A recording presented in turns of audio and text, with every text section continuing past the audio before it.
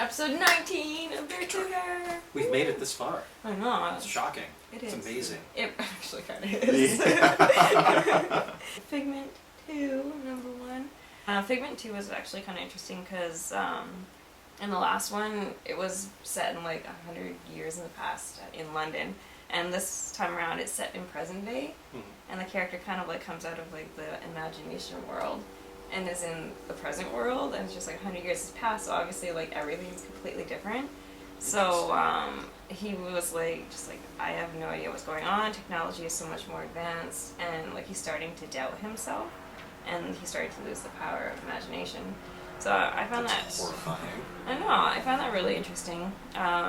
One thing that I have to point out though is when I went to Disney World when I was a little girl, I hated the stupid Figment ride. It was the most boring ride in the world.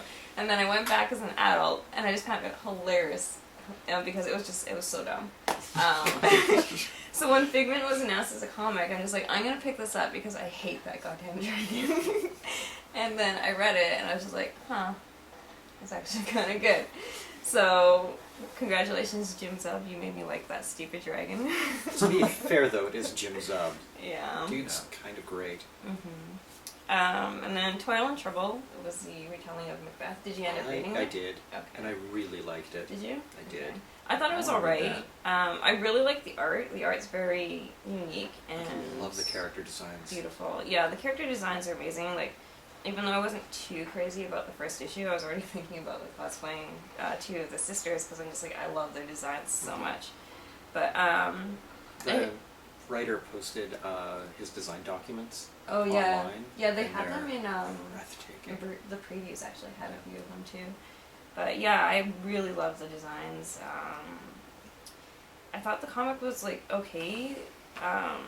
It wasn't anything super special to me. But that could just be because I'm not a huge Shakespeare fan. So that might have to do with something because it's like the Three Witches of Macbeth. And it's a retelling of that. So, but just the casual way that they're building their mythology. I am a huge Shakespeare fan because I write, stuff. I read Macbeth in grade 4 or 5. It was my first Shakespearean play, and I loved it even if I didn't quite understand all of it. And Macbeth is one of those things that keeps coming up in my life. So getting any story dealing with the witches is kind of an interesting one, and this particularly captures a very, very interesting view of who these people are and why they're doing the things they're doing, like a clear motivation that is wholly owned by them. So it's really, really interesting getting sort of a historical context of who these people were that's outside of a Christic philosophy. It's interesting. And then Plutona, number 1, is about a group of kids. It kind of reminded me of Breakfast Club because you have like the stereotype kids in that. And they apparently are, one of them's like really interested in the capes, which are like the superheroes of their world. And this main character's little brother goes wandering off, and they all go running after him, and they find a superhero in the woods that may or may not be dead. So, yes, this band of misfit kids just found a dead superhero. Yeah, so that was the end of issue 1. So issue 2, I think, is going to be a lot more like development of the superhero world. Alright, I'm going to have to pick that up now. It does, and it has a cool little backup in the back drawn by Lemire that has, like, that's about the superhero that they find at the end of the main story. That was pretty cool. I'm going to pick that up. That sounds fantastic. I wasn't going to get it because, like, I don't know, it didn't seem interesting to me, and the art didn't catch me when it was in the previews, so I'm just like, I'm not going to read it. But then I randomly picked it up, and I quite enjoyed it, and I'll definitely be getting issue 2. Sometimes those are the best finds, because I had the same experience, and definitely would have picked it up if not for this, so. Yes. I already drove it too. I was okay on it. I'll probably wait till the trades to read any more of it. That's fair enough. Yeah. And then, just very quickly, because we don't Those have three a lot books, of time. Gem, which we always talk about.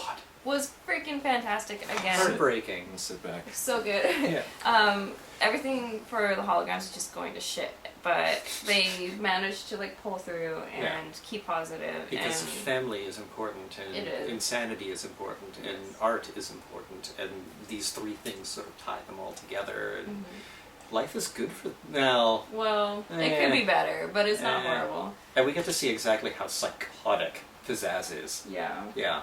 Yeah, no, I really love this comic so much. I adore it. I can't say good enough things about it, but it's fantastic. It's phenomenal. Yes. And then John Flood #2. Oh my god, yes! Another very strong issue. Yeah. We see more of our super killer. Yeah. Oh god, the end? The bit at the end was phenomenal. And John Flood goes looking for missing cats. Yes. The entire issue was basically a guy going around killing people and then the search for missing cats. Yes. Yeah. So John Flood is like, okay, so we don't have time right now to deal with the killer. We'll get to that. But there are cats missing. Yeah. Can you drive? Because I can't. Yeah. They've asked me not to drive because I can't sleep, so dream stuff happens sometimes. Apparently he drove into a mall. Yeah. He just kind of wanders around, like, aimlessly. It's really, really well written. It is. And, yeah, it's currently my favorite comic. Oh, really? Wow. Yeah, it was definitely my favorite one this week. And, I mean, that's saying something, because there was a lot of good comics this week. Yeah. Yeah. Jam, that, the one you're about to hold up. The Woods! Oh my god. It's the end of this arc, so unfortunately we're going to have to wait 2 months to find out what happens. I know. Things are super intense right now. We find out that there is yet another group of humans in this world, although I guess we found out last issue. Yeah. But they have built this giant empire. The gym teacher basically went and joined the evil empire. Yes. And now they are invading the school, and yeah. And the evil political, like, just one of the most vile human beings on the planet may have sold everybody out for his own gain, and it's not going to do him any good. Like, this is one of those short-term plans that a villain might do and that they just fail horribly. Thinks he's going to benefit him and really won't. Yeah. The art is fantastic. The story is fantastic. The characters are great. We get Adrian. We get Ghost Adrian. Well, that was the last issue. You haven't done this one, but still. You know that's going to play out, and yes. I love this comic. This is one of the most imaginative comics on the shelves right now, and it's really, really interesting to watch it develop and watch these characters grow and own themselves, particularly given the context of who they are and where they come from. So it's just mind-blowingly good. It's definitely the characters that really sell this comic for me, because they are just so deep and so realistic. Mm-hmm. Like, just the situation that they're in, these characters are reacting very much how normal humans would. Yeah. And that's what I really like about this. Mm-hmm. It's an absurd situation with very human characters. Mm-hmm. And, just awesome stuff. I picked up Midnighter #4 because I haven't read any of the other issues yet. This was more of I heard Grayson was going to be in it for a few issues. And I was like, their interaction is pretty funny in the issues of Grayson that Midnighter appeared in. And I wasn't wrong. Their interaction is hilarious. Their overall adventure they go on, pretty uninteresting. I know people are loving this comic. But you don't know why. I mean, I can see the appeal a little bit. Again, the characters are funny. I find Midnighter like hilarious in this compared to Grayson, where he actually just annoyed me so much. But it was nice. It was good. It was good. Was it? Because we were talking before, and you were like, I was underwhelmed. It's good, but I'm underwhelmed. Not as amazing as everybody, everybody who has read this comic says it's the best thing DC has right now. Really? Really? Yeah, a lot of people online say this is the best comic DC's publishing right now. Then they're not reading Prez. Go read Prez. Or Grayson. Or Gotham Academy. Yeah, really. Or Batman. Or Batman, yeah. Or Batman. Yes, or Justice League. Yes. Justice League. There's a lot better DC is putting out right now. Yeah. The artwork was decent. I didn't really like how the artwork flowed in a lot of the action scenes. It was very just static image of going, how did that happen? So Liefeld's disease? Well, no. I mean, just kind of strike a pose. Yeah, pretty much. The one that bothered me the most is that Grayson throws like a plant jar at somebody. Just in one panel, he like has it, and the next it's just like flipping around. And I was like, this bothers me. See if I can find it. There we go. He just grabs it, but I'm not sure. But he's also kicking a guy and throwing, and I'm confused. Kicking a guy in a towel. And also, I'm not sure Grayson's if that's wearing a Midnighter. towel. Everybody's wearing a towel in this fight scene. It was okay. I'm probably not going to pick up any more. Not really exactly my cup of tea. No? Yeah. No. Fair enough, fair enough. And then we also, sadly, at the finale, to the Mark Waid and Chris Samney and Paulo Rivera and a lot of other people's run on Daredevil. Just tragic. Yeah. Was it a good ending? It's not bad. This is okay. It was weak? Not as good as Uh, it could have been? It was powerful week. I'm blaming it on Secret Wars because I'm blaming You blame- everything. You blame everything on Secret Everything Wars. at Marvel on Secret Wars and Jonathan Hickman. Yeah, but no, it's just this issue kind of follows up from last week after Akari gets murdered by the Shroud. That's his name. Yeah, that's his Yeah, that's his name. name. I don't care about The him. Shroud is basically this superhero who isn't a superhero because he's crazy, Yeah. like suffering from far too much PTSD and possible sociopathy, borderline personality disorder, and a whole whack of other things. And I mean, he's horrible. Yeah. He's just actively horrible. Yeah. So basically this issue is seeing how Daredevil takes down the Kingpin, which was Again. fine. Yeah, again, and it worked. His plan made sense for the most part, except for some off-screen stuff that. Yeah, he just uses the Kingpin's words against him in a dramatic way, in the end. Dramatic way! Yeah, so he disguises himself as Akari, does some fighting, uses the owl, and again, the side plot that still don't care about. But Yeah, I Yeah, went from you're really, right. really liking this book to not giving a damn, and that's problematic. yeah, and then by the end, it's just Daredevil wins. He has a panic attack around his friends about all the fact that exposing my identity was the worst thing for me to do, and then Again. Kristen and Foggy. Oh yeah, they don't die. No one dies. Of course they don't. I'm surprised. Actually, really surprised no one died. Here's the thing, Daredevil's secret identity has been exposed more time than any other hero's, and, just leave it. Yeah. Honestly, who cares at this point? Well, that was kind of the message of this comic. Yeah. It was like, who cares that Daredevil's identity's out there? He shouldn't. Nobody else does. It's true. And that was pretty much what Foggy tells him. It was a very nice speech that Foggy gives him over like 4 pages. Wow, that's a long speech. Yeah. It does. That's like Ayn Randian. Yep. And then, of course, as you have to with every big thesis at the end of a comic run, you have the main hero's inner monologue summing up how he feels about everything. It was a little weak. What Mark Waid does with Foggy to explain Daredevil, excellent. Daredevil's actual thoughts on himself by the end of the comic, a little weak. Although there is a beautiful double-page spread. Aww. nice. Yep. I love Chris Samney.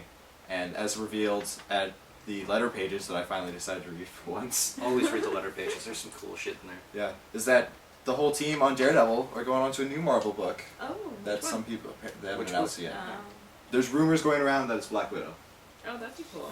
I could get behind that. Yeah, I can get behind that one too. I'm going to start off, surprisingly, with a Valiant title. Shocking. Wow. I know. I never would have guessed. I know. It was actually hard to pick this week. We've got 2 really, really strong titles in Exo Man of War, which is the best of all comics. And if you're not reading it, you have to read this comic. It's so good.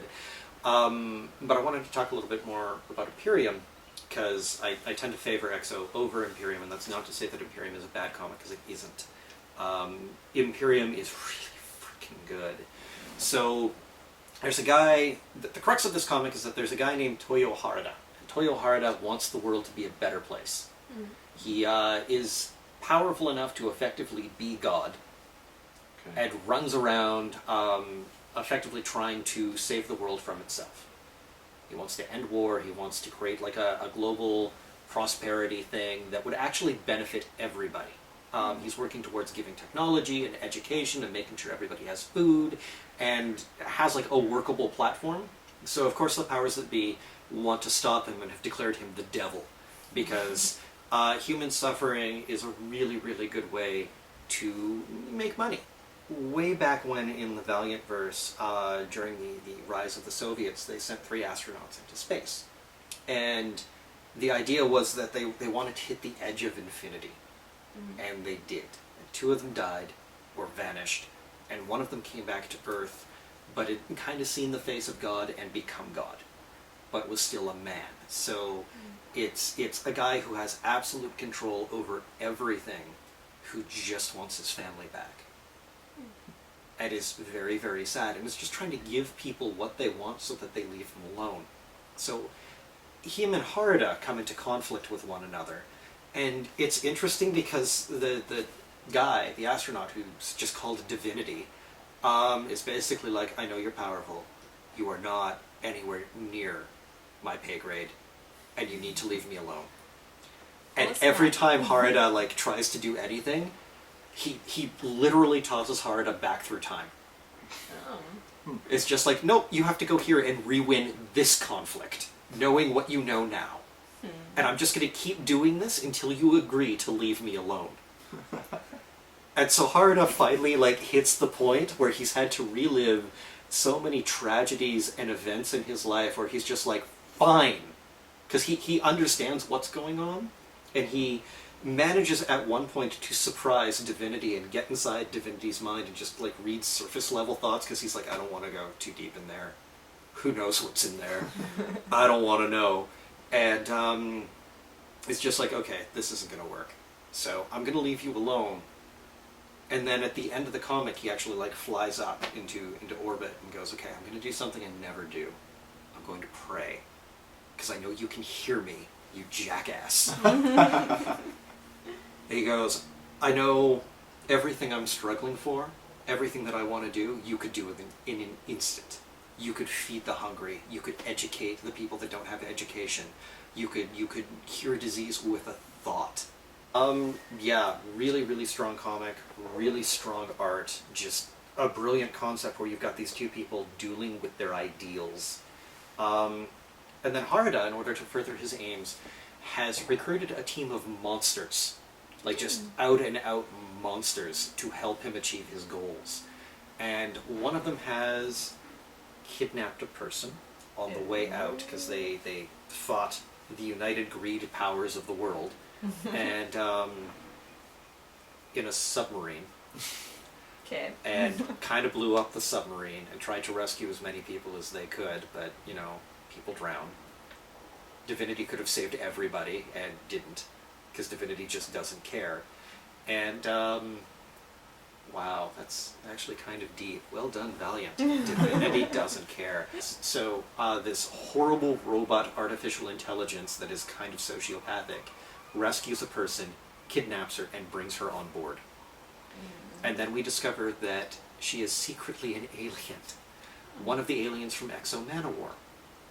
And they recently brought up that there is a civil war going on among that alien species in Exo, because they infiltrated human society about 1400 years ago, 14 or 1600 years ago, and are basically a global conspiracy.